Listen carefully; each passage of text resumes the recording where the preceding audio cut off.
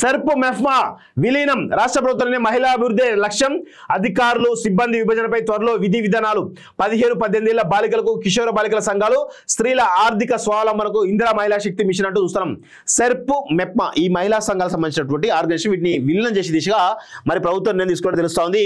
రాష్ట్రంలో 1 కోటి మంది మహిళలను కోటీశ్వరులు చేయాలనే సంకల్పంతో ప్రభుత్వం ఇందిరా మహిళా శక్తి మహిళా శక్తి మిషన్ 2025 ప్రారంభించింది మహిళా అభివృద్ధి లక్ష్యంగా చేపట్టిన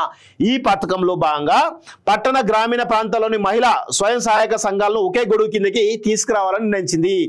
సో పట్టణ పేదరిక నిర్మూలన సంస్థ మెప్మా పట్టణ పేదరిక నిర్మూలన సంస్థ మెప్మా గ్రామీణ పేదరిక నిర్మూలన సంస్థ సెర్ప్లో విలీనం చేస్తూ ప్రభుత్వ ఉత్తర్వులు జారీ చేసింది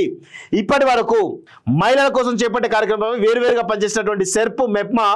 ఇకపై కలిసి పనిచేస్తాయని పంచాయతీరాజ్ గ్రామీణాభివృద్ధి శాఖ కార్యదర్శి లోకేష్ కుమార్ ఆదివారం జారీ చేసిన ఉత్తర్వుల్లో పేర్కొన్నారు గ్రామీణ పట్టణ ప్రాంతాల్లోని మహిళల ఆర్థిక స్వావలంబన దిశగా నిరుపేద మహిళలకు శిక్షణ నైపుణ్యాభివృద్ధి బ్యాంకు లింకేజెస్ స్వయం ఉపాధి సంఘాలకు సంబంధించిన విషయంలో ఈరోజు మొత్తానికైతే ప్రభుత్వం సెర్ప్ మెప్మా అనేటువంటి 2 మహిళా సంఘాలకు సంబంధించిన గ్రూపులు ఏవైతున్నాయో వీటిని విలీనం చేసి మరి ఇంకొంచెం వీటిలలో ఇంకా స్వయం సహాయక బృందాలకు సంబంధించినటువంటి దానిలో మహిళల్లో ఆర్థిక అభివృద్ధిగా పెంచే దిశగా ఈ ప్రభుత్వం ఒక కార్యాచరణ తీసుకుంది దానిలో భాగంగానే ఈ రెండింటిని కూడా మెర్జ్ చేసినట్లు చాలా స్పష్టంగా తెలుస్తోంది మరి దీనిపైన ఏ విధంగా ఉందో మరి సెర్ప్ మెప్మా సంబంధించినటువంటి నాయకులు ఎవరైతే ఉంటారో వాళ్ళు చెప్తే దీనికి అసలు విషయం బయటపడే అవకాశాలు అయితే కనబడతా ఉన్నాయి